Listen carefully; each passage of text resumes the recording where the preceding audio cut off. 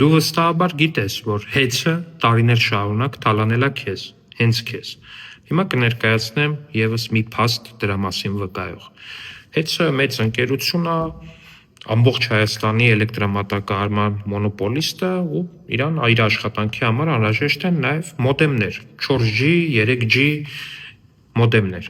Ու երեք ամփոփվեցին այդ մոդեմների 2000 հատ մոդեմի գնման մրցույթի արդյունքները։ Ու հեծը ամեն մի այսպիսի մոդեմի համար կվճարի 13500 դրամ։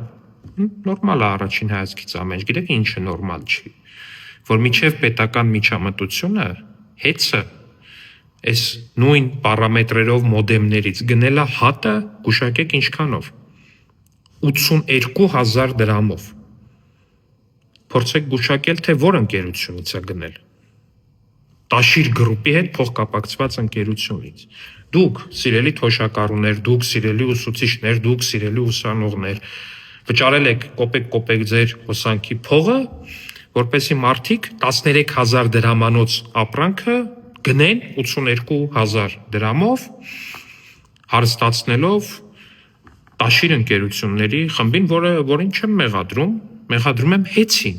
Հեծն է այդ գնումը կատարել։ Տարածեք տեսանյութը, որ բոլորը իմանան, թե ինչպես են թալանվել հեծի կողմից։